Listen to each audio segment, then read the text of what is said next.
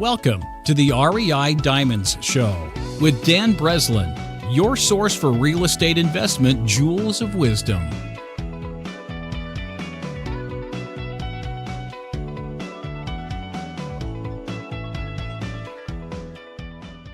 Welcome to the REI Diamond Show.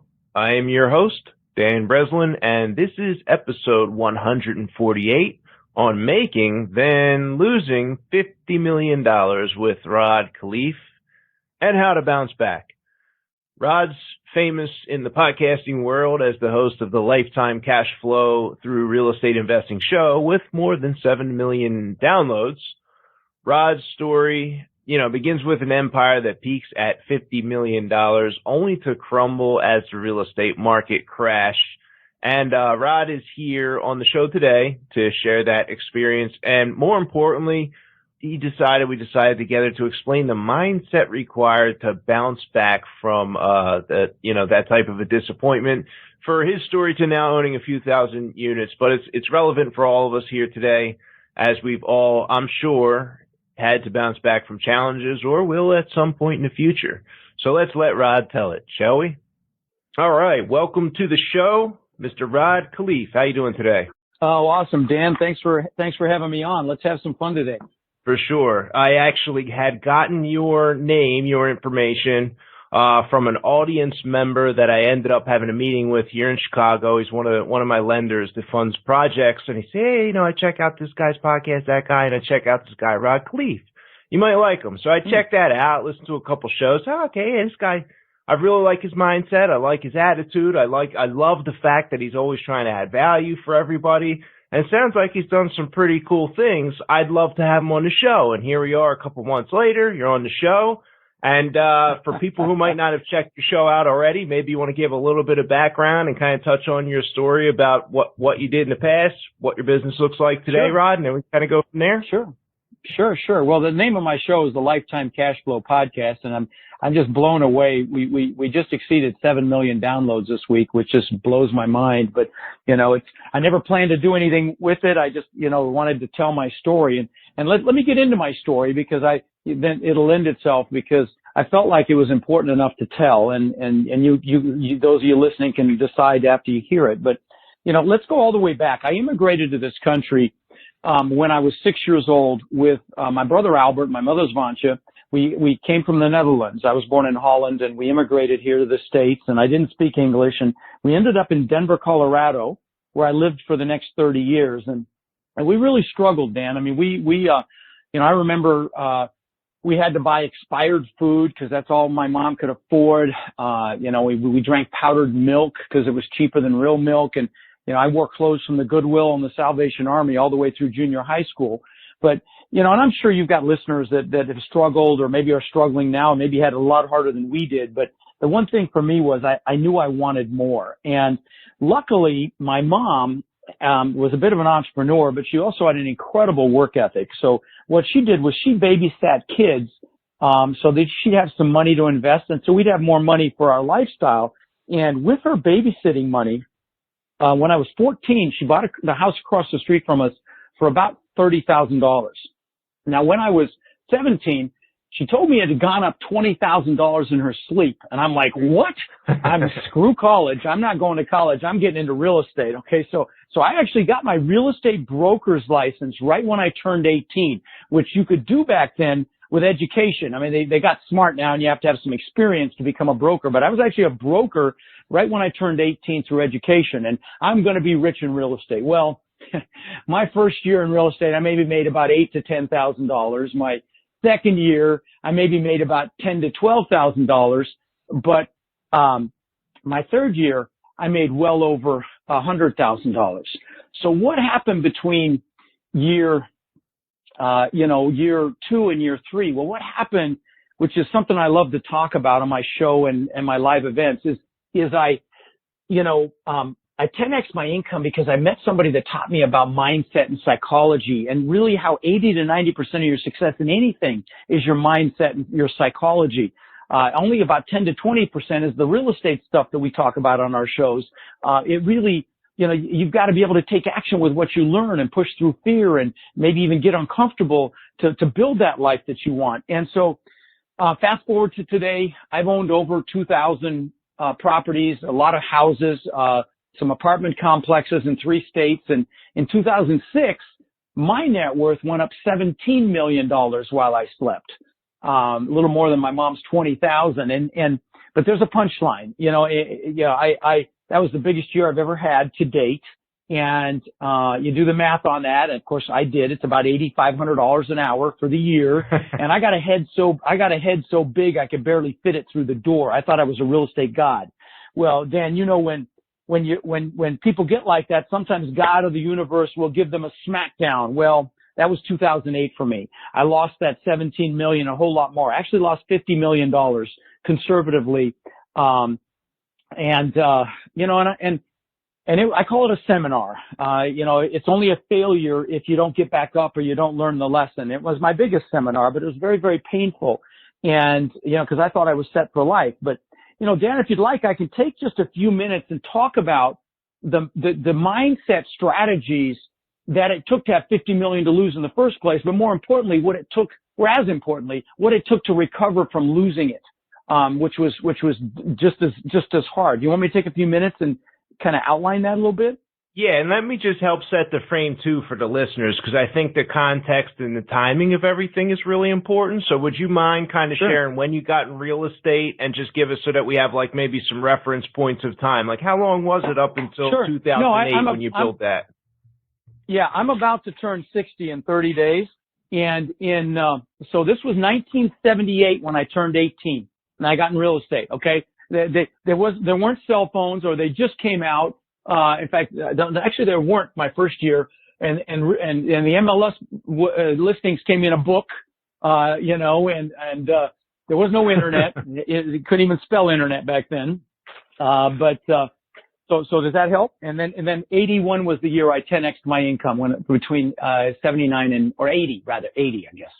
But, yes, it does. Yes, it does. So we're about to get a story, a mindset shift over the course of, I think it's, about 20 years, 30 years, somewhere in there, from building this entire portfolio up to 2008. Does that sound about right?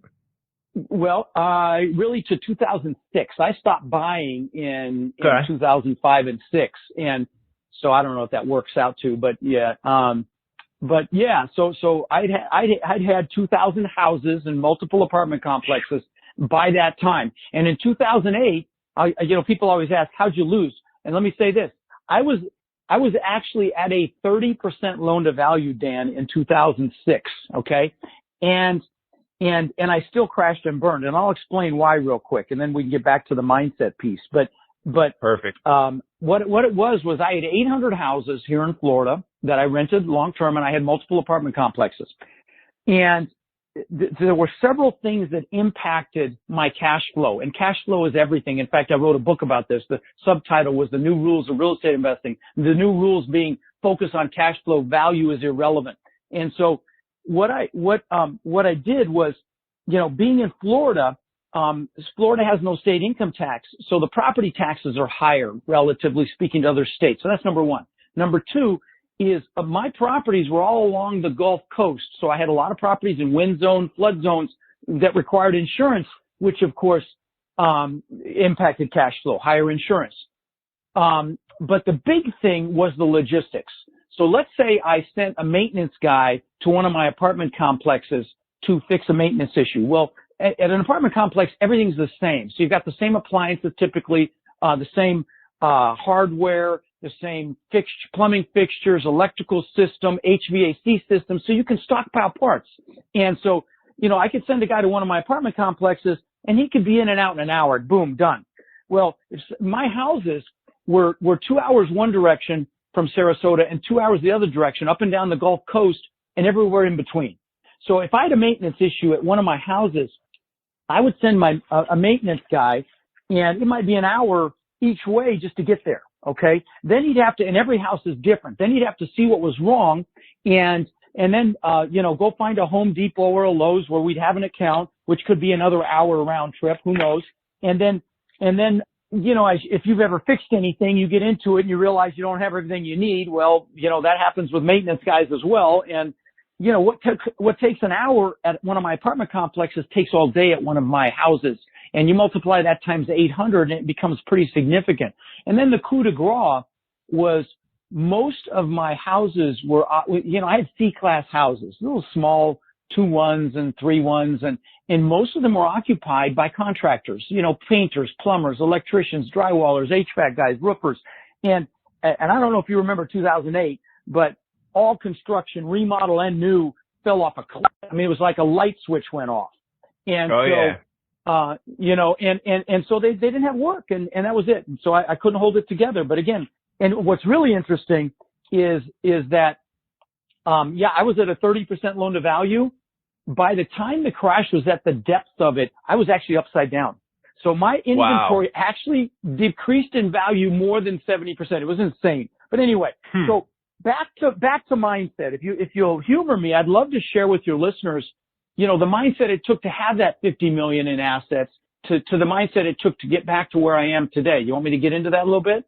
Absolutely. The floor is yours, Rod. All right. Well, so here's what I want to tell you guys that are listening is I want to take you through a little process. And if you have the ability to take notes, it'll help, because it's really a very, very powerful process. But here's the key to the whole thing. You got to know what it is you want, and more importantly, why you want it with clarity.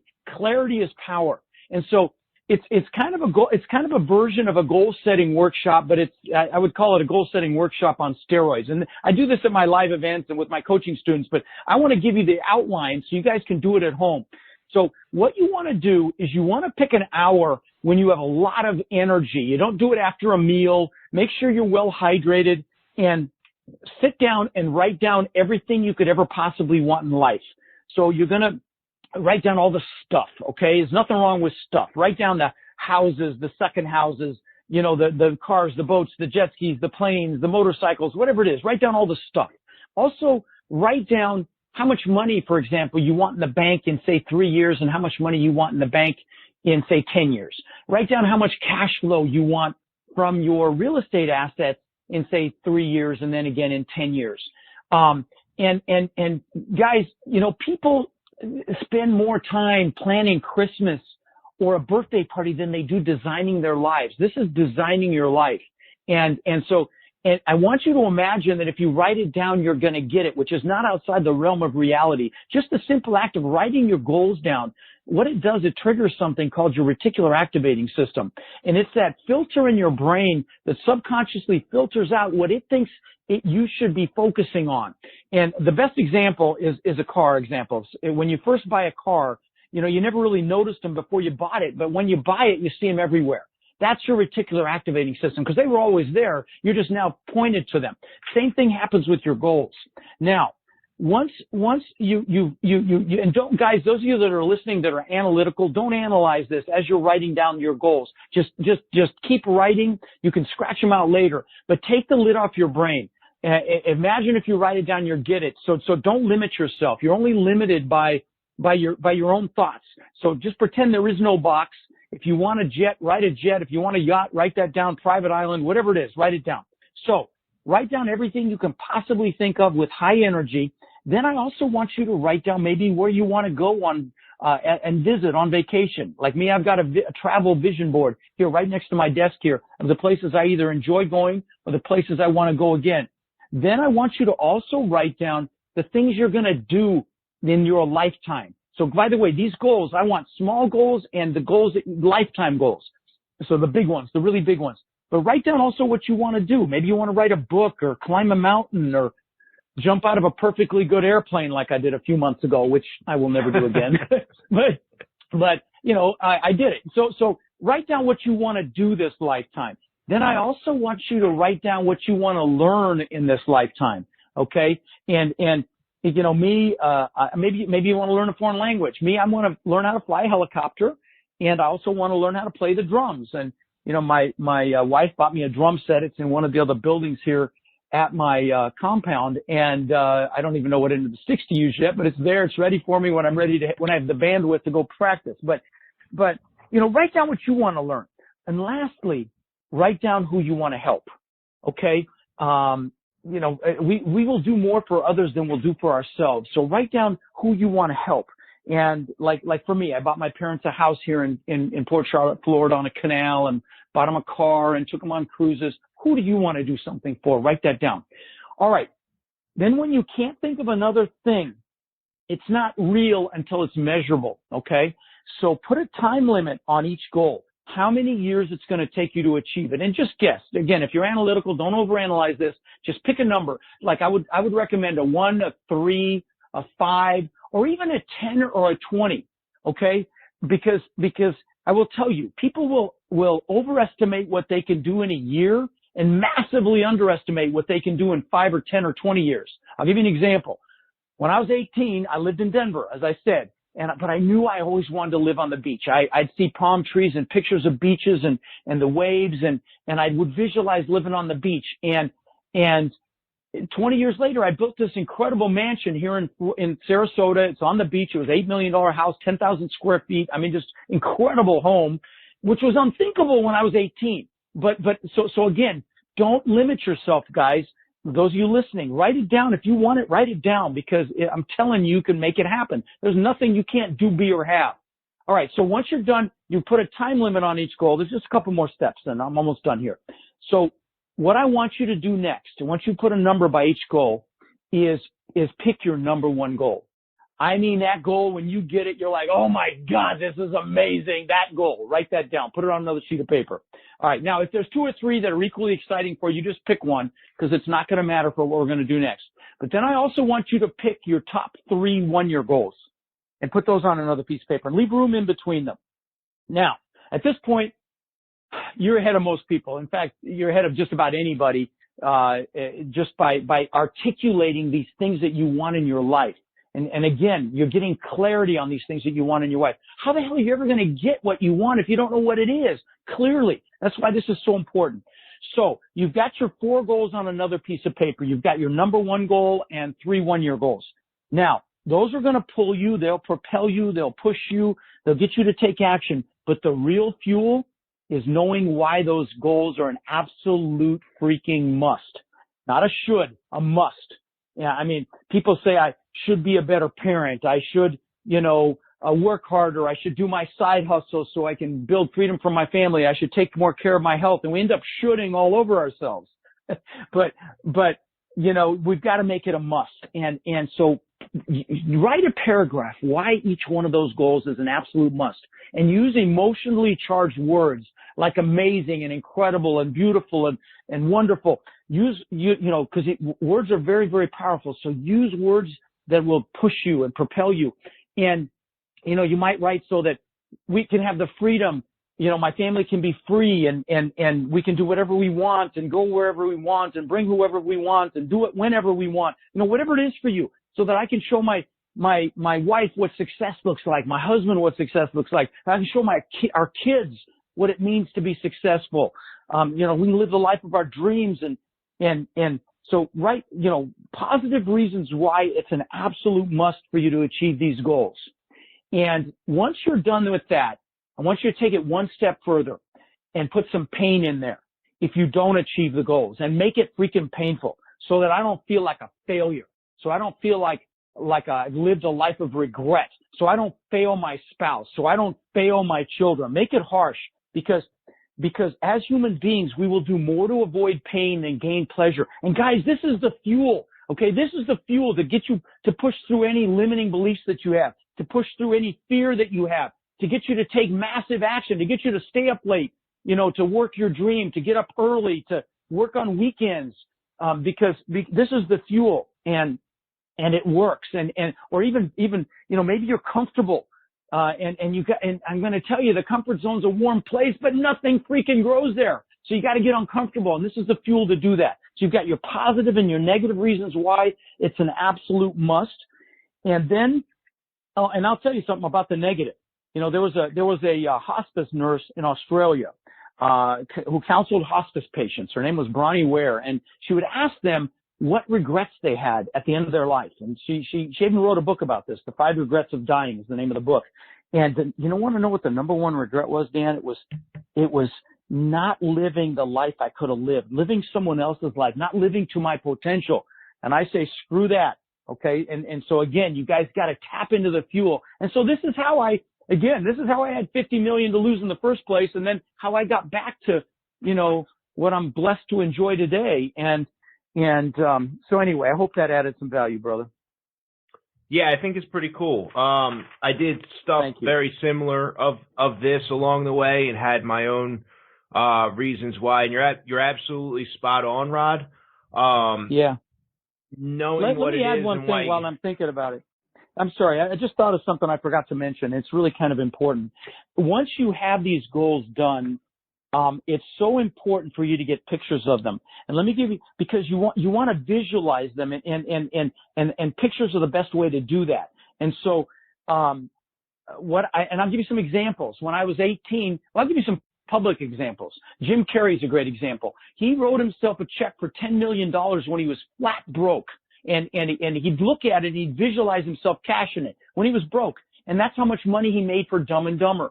I'll give you some of my own examples. When I turned 18, I figured I had to have a 4-door car so I could show people houses because I was going to be rich being a real estate broker. Well, I bought this Ford Granada, this gray bench seat in the front, ugly piece of you-know-what, but I had to have a 4-door car.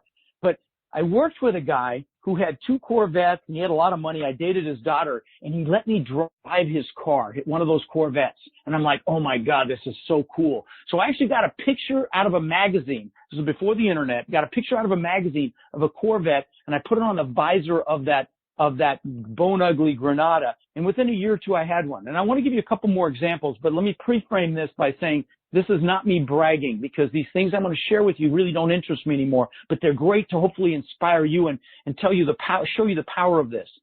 So this is back when the TV show Magnum PI was out. What was the actor? Actor's name was Tom Selleck, and he was a detective, and he drove this Ferrari 308, and I thought that was the coolest freaking thing I'd ever seen. So I got a picture of that actual car and put it on the visor of my Corvette, so every time I got in, I'd see it. And within a year or two, I had a Maserati, looked just like it. The last example, another car example, I'm the guy that always wanted a Lamborghini, and I had the posters in my room with the Lamborghinis and the bikini girls and the whole thing. All the time I was growing up, it was the Lamborghini Countach was the model that I wanted. But what's crazy is my son, when he was 9 years old, collected models of exotic cars. He had about 30 of them, the Porsches, the McLarens, the Ferraris, everything. He had a model the exact same color and style that I ended up getting of Lamborghini that I wrecked ultimately, but that's another story. But the point is, the pictures really work. Like I've got pictures. I have a paper planner, and I'm looking at it right now. And in the back of this thing, I've got pictures that have been in here for 20 years. The first pictures are my gratitude pictures. They're pictures of my kids when they were very young. And then I've got pictures of the houses that I wanted. What's crazy is, like, I've got 3 pictures on a page here. The top picture looks just like that house on the beach, the view from that beach. The bottom picture looks just like the compound. I lost that house on the beach, by the way, but and all the craziness. But the compound that I live in now, the pictures here look just like it. And I live in this incredible compound on the water. I've got 6 buildings. I've got a giant main house, and I've got a 2-bedroom guest house. I've got a giant exercise facility, a media center with a video studio, and just spectacular home. It's like a park. And because God's got a sense of humor, I can see my old house across the bay that I bought. Oh, wow. It's literally out my backyard. But all the pictures, I've got pictures of the Lamborghini in here before I bought it, the Rolls Royce, the Bentley, all this crap that I got because I had pictures. So, I know I've lost some of you analytical ones, but I'm here to tell you, if you ignore this, it would be a mistake, because this stuff really does work. Anyway, I didn't want to forget that, Dan.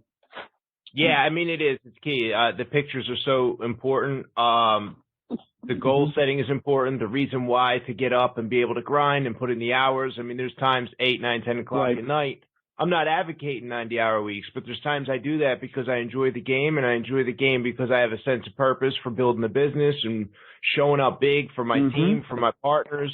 There's houses. We buy houses, Rod, in, like, it doesn't matter the neighborhood. We'll buy them on the water in, Florida. We'll buy them. We do Atlanta, Chicago, and Philly for the most part, but we don't discriminate based on price or neighborhood. And there's a lot of people who we've stepped in and helped with title issues, problems with the IRS, finding a new place, moving on from the hoarder house. And like these number in the thousands of how many people who are in these tough situations that may have been stuck in them had they not come across our company and we helped them move on from that stuff. And so I'm like, now motivated to move people like that. Whereas in the beginning, before I had my money and when I was sitting there broke in 2008, 2009, 2010, clawing my way back, from being broke as the market changed myself, my daughter was my reason why. And I was living in Philadelphia and there was like nothing that was going to stop me, Rod, from being able to pick up and move to Chicago, which I ultimately did. And I live on the water here too. It's like being on the ocean. I can't see the other side of the,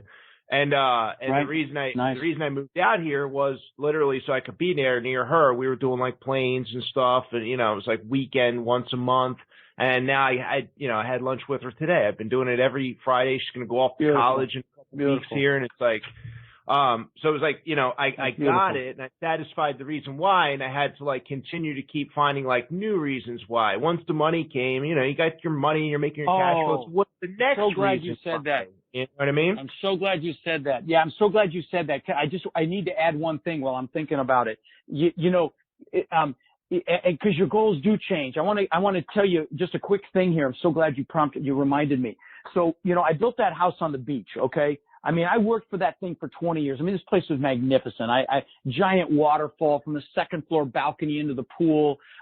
These giant, palm trees. I paid tens of thousands of dollars for palm trees that bent out over the pool. The pool was in magazines.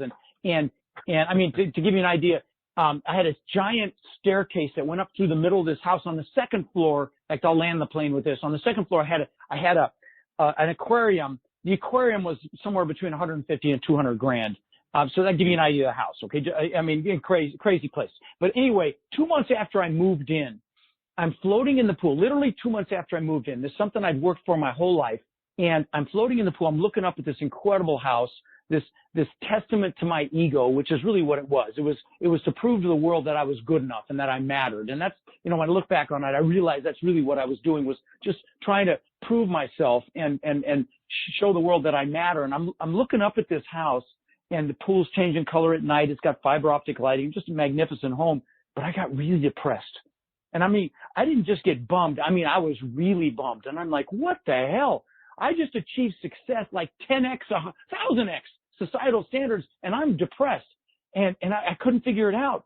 And when I look back on it, I realized there were two things happening. And that's what your comment just triggered in me. One is you should never achieve a big goal without having other goals lined up behind it. Because like the good book says, without a vision, the people perish. You got to have a vision for the future. And I didn't know what the hell I was going to do next. So that was one piece. But the bigger piece, Dan, was I had been totally focused on me. It was all Rod. Show the world I'm good enough. Show the world I matter. And I'd been totally focused on me at the expense of my family, at the expense of my kids. But it was really narcissistic. And luckily that year I went and saw Tony Robbins. I saw him speak at an event. I bought a bunch of books to get myself back, Dale Carnegie and Zig Ziglar back then. And one of them was Tony's book. And I was like, hey, this is cool. So I went and saw him, and I found out he fed families for the holidays. And see, I had been totally focused on success, but I was unfulfilled. And Tony calls it the science of achievement versus the art of fulfillment. And so I come back from that, and I'm like, you know what? Do something for someone else. What a concept. It took me till I was 40 to get that memo, but I got the memo. So I decided to feed some families. I fed 5 families. We called a church, said, who really needs some help? And the third family changed my life. And we bought them big boxes of food. It was for Thanksgiving. We got frozen turkeys. We found out they had kids. We got toys for the kids. I go up to this third house, and it's this shotgun, and I'm sure you've seen them if you bought in Philly and elsewhere, where you walk, it's like a row house almost. You walk in the living room, you walk through the bedroom to get to the kitchen, which has the bathroom off of it. So it's not even a one bedroom, it's a shitty one bedroom, because you got to walk through the bedroom to get to the kitchen. Well, this lady lived there with 5 kids, okay? So she comes out on the porch with all the food and stuff there, and she starts crying. Her kids come out, the older ones start crying. I start crying, and I'm freaking hooked. And I'm blessed to say in the last, now, I guess 19 years, we have fed 75,000 kids here. We've also done, thousands and thousands of backpacks filled with school supplies, thousands of teddy bears for the local police departments, for their officers to put in their cars. And that's what fulfillment is all about. So those of you listening, I know you want success if you're listening to Dan's show, and I get it. And some of you are walking around with blood dripping from your teeth. You want it so bad. Well, I'm here to tell you, success without this piece, you don't have to do anything as big as I'm talking about here. Hell, just adopt a family, help an elderly person, or pick a cause, do something for the environment, for animals, whatever. But do something, because success without that is not success. And I know this because I'll tell you, I've interviewed billionaires on my show, mega millionaires, and I can recognize it when I'm talking to one of these guys that's super successful financially. But I can see it because it was me if they're just like I was back then, and I feel sorry for them because we're put on this earth to give back. So again, I'll get off my soapbox, but guys, if you want financial success, it will come much faster as well if you incorporate this piece. So anyway, I'm really glad you reminded me, and I'm sorry I interrupted you, but it just hit me that I forgot to mention that. Yeah, it's like, for me, it was like these plateaus looking back, Rod. And it's like, when you were in that pool, I would describe that as kind of like a plateau. And it's like, sure, when you're hungry, when you're starving and you need to pay the bills and the rent and the mortgage or whatever it is, the money can be the goal, and it can be the reason why you get out the door and put 90 hours in a week. A lot of people in society do that because they have to make the payments and they're not financially free. And like Maslow's order of hierarchy of needs starts to get filled, and all of a sudden you got just a little bit of money in the bank and you hit that plateau, and maybe this higher number that some people are able to kind of set the thermostat for, and you reach it, and then you got to find that next sense of purpose. So it was a cool illustration to hear that second piece there, how you've gotten past that part. Rod, so let me just go back and touch on something, because I know, you and I are at blessed places right now. We're not in 2008. I'm sure there's someone listening in right now who's kind of like at that challenging moment. I know we have good economic cycle that we're in right now, and so it may not be like a lot of people like 2008, but if we could go back to when things were like really falling apart, I mean, how did you deal with it when the whole world was caving in? Like, good. Yeah. Oh no, good question, man. And I'll tell you, it really went back to remembering. Now, and don't get me wrong, I hid under a freaking rock for probably 2 or 3 months. All you could see was my little eyeball poking out. I mean, I was licking my wounds because I thought I was set for life, man. I thought 80 million baby boomers getting old and getting cold. I thought Florida was recession proof. I mean, it was like ground zero for I told you how much my portfolio dropped. And so, sure. I mean, I licked my wounds, but luckily, I was around people that were even thriving through this. And guys, those of you listening, surround yourself with people that want more. I know you've heard it. You're the 5 people you hang around with. Make sure that you do that. And I'll just mention, I've got a Facebook group. There's about 30,000 people in it. It's the largest multifamily Facebook group really on the planet. And join that, or get around people. Go to a meetup. Go to local meetups. But get around people that will push you and hold you accountable.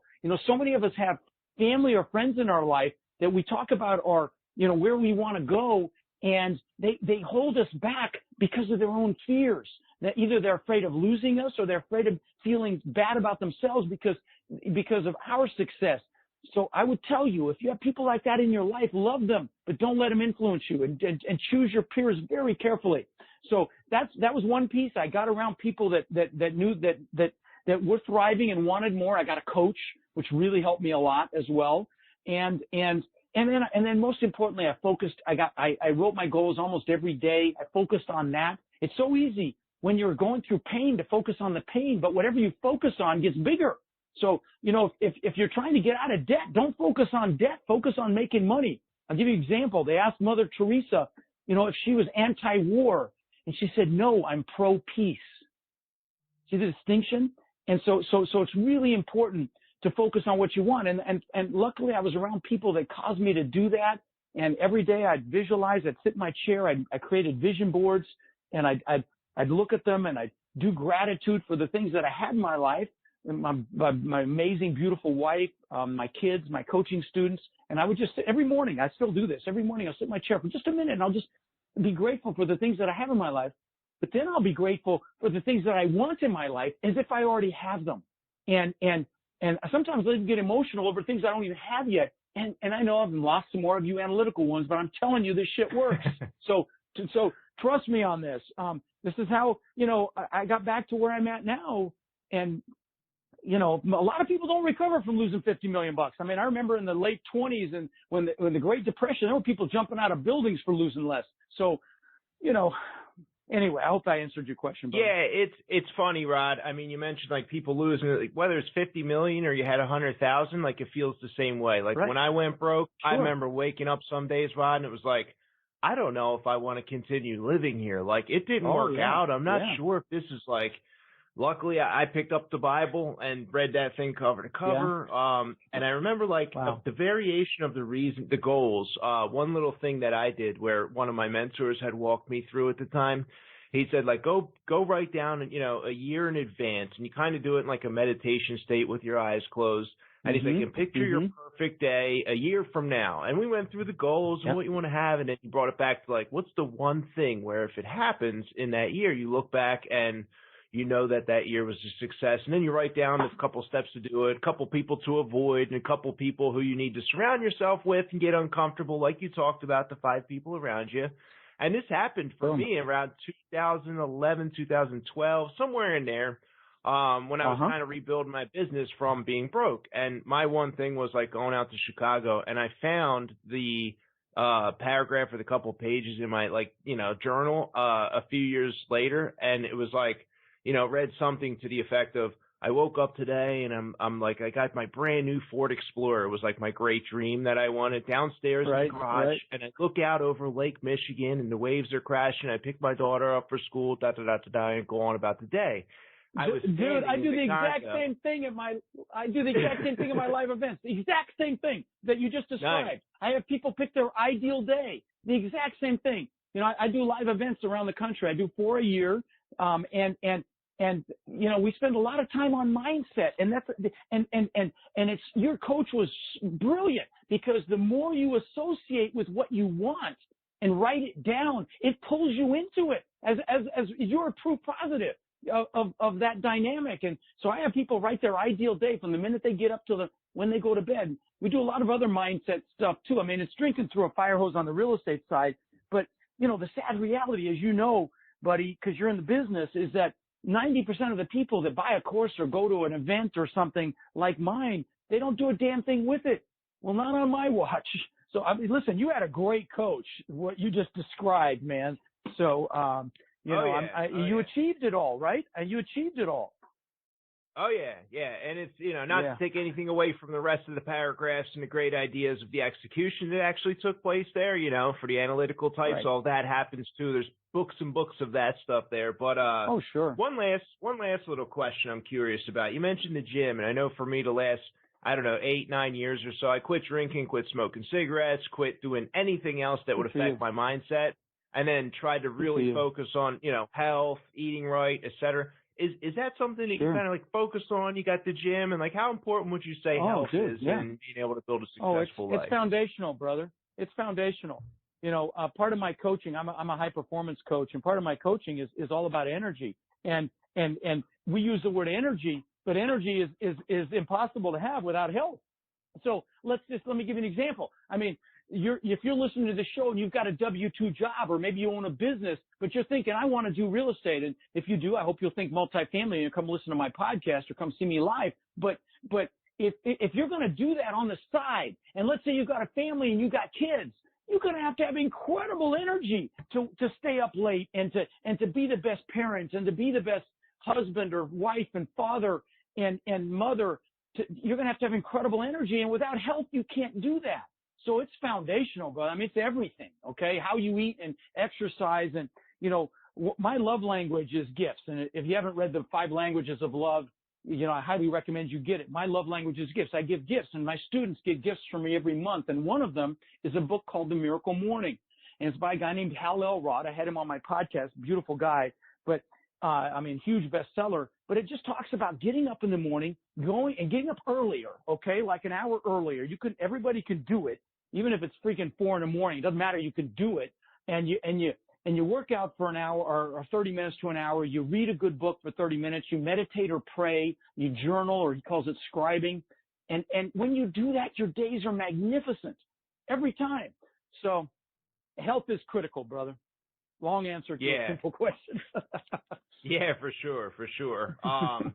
Cool. I know we made a point, you and I, when we started our episode, to kind of like touch on the mindset and stuff, but I do want to kind of like, as we start to get to our wrap up here, Rod, I'm just going to give like a vouch for like, hey, if you want to check out a ton of, the real estate nuts and bolts, a bunch of great interviews, like your show is that, especially for multifamily oriented investors. So like anyone who's listening now, make sure to check that out. We didn't touch on it here today, but Rod has a bunch of high caliber guests on, and it's worth a look. So why don't we just let me say one other thing. Go ahead. Let me say one other thing. I've got a gift for your listeners if you're interested in multifamily. If you're interested in multifamily, I've got a tool book on my website. Well, I'll just give you a text. Text the word ROD to 41411, and it's like a due diligence book on steroids. It's not some fluffy piece to try to sell you shit. It's got every possible question you'd want to ask yourself if you're evaluating a property, and it's free. And I think it's almost 70 pages long. And so if you text ROD to 41411, we'll get you a free copy. So I just want to do that for your listeners. But anyway, please, I just didn't want to forget that either. I'm sorry. Cool. Yeah, no worries. So, first question here as we get to the wrap up is, 2 book recommendations, but like one you would make to maybe someone who's starting off, could be multifamily, regular real estate, whatever. Sure. And then a book recommendation that you'd make to a guy like me who's been in the business for like 13 years and, has a little bit of momentum going. Well, I'm going to tell you, buddy, I'm not going to give you books that are real estate related. Okay. I have thousands of books. Okay. I'm better read than just about anybody I know. Like right now I'm reading, if you have a team, I would tell you or anybody that owns a business to read Traction. We're implementing the EOS system, which is via the book Traction, which is fantastic. But like I said, I gift books every single month. So let me give you some of my top ones. One of the ones that I give my students is Turning Pro, and it talks about stop acting as an amateur and become a professional. So if you're going to do this business, take off your employee hat, put on your entrepreneur hat, and become a freaking professional. So that's Turning Pro. Another one is The Slight Edge, about those little decisions that you make every single day that turn the trajectory of your life up or down. And you may not think it's a big decision to have that donut today or to not exercise today, but then those days stack up and they're a huge decision. So that's another one. Oh, let's see. The One Thing by Gary Keller. You talked about The One Thing in your description from your coach. That's a fantastic book about, the next action. The Magic of Thinking Big, one of Jack Canfield's books. I could go on and on. My book is pretty darn good about multifamily. I gave away 20,000 copies for free, and my team was like, hey, stupid, let's put this on Amazon and make some money. So I just put it on Amazon. It's a bestseller. It's only in Kindle right now, but it's a bestseller in 3 categories in Kindle. The physical copy is going to be live in probably 60 days. But since I didn't give that away anymore, I'm giving away that tool book, that due diligence checklist on steroids, on my website. And I've got some other books on my website there too. So if you're interested in the multifamily space, I hope you'll either listen to my podcast or, go to my website and watch the videos there. It's rodkhleif.com, because there's just tons of free content there. My life is about adding value. I get so much pleasure out of it. And the other thing is, on my podcast, I interview an expert every week like you do, Dan, but I also do a mindset piece. It's only 5 minutes, but I call them Own Your Power. And we talk about things like focus, like determination, like responsibility, like 100% commitment, goals, all sorts of things to motivate you. Even if you're not doing multifamily, you'll get incredible value from those. So I hope you'll check it out.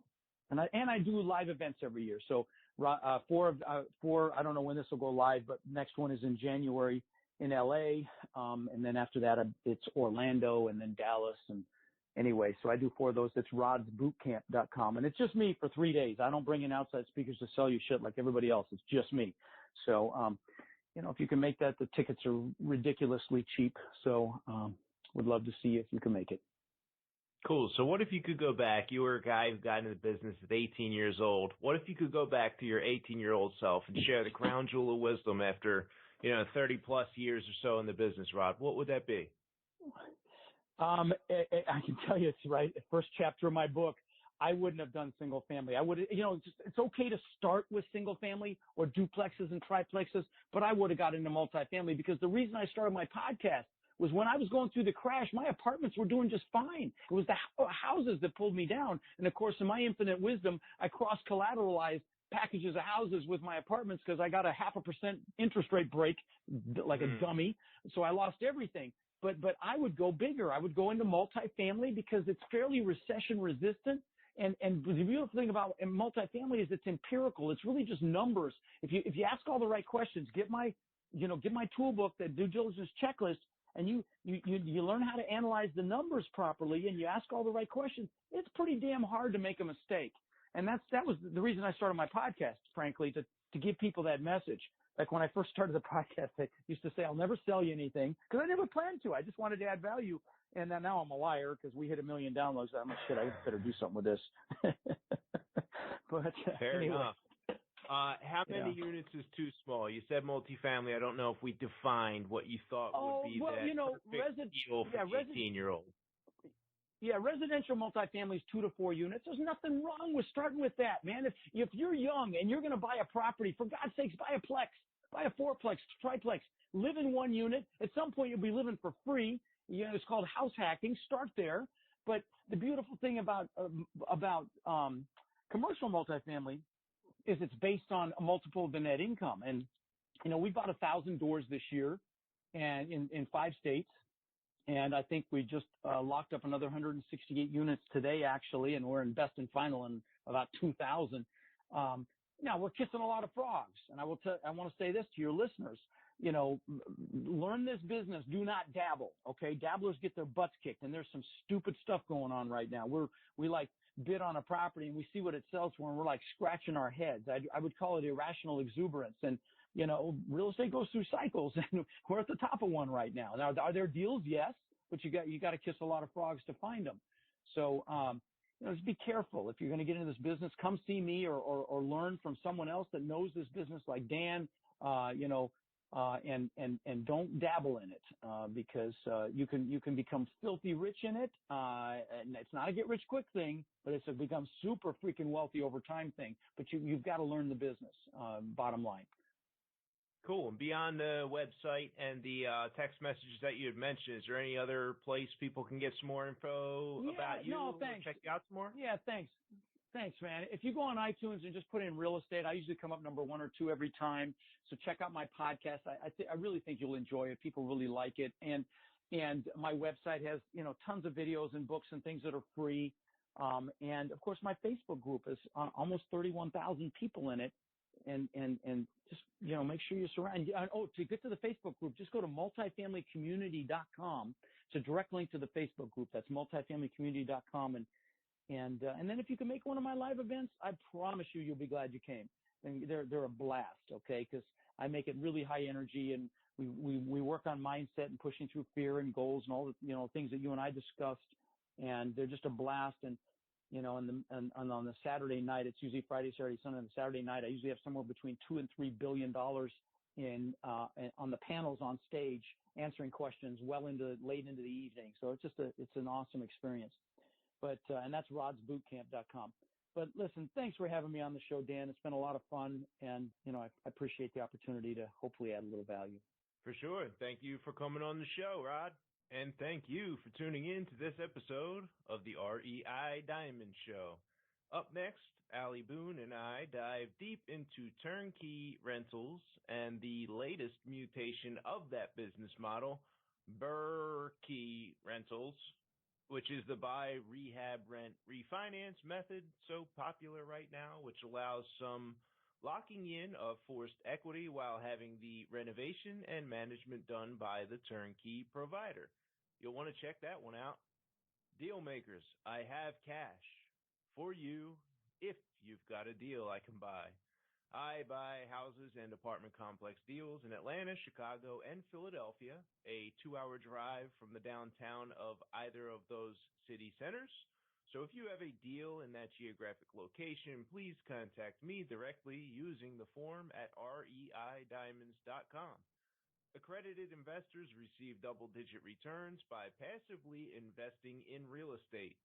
For more info, go to fundrehabdeals.com. That concludes this episode.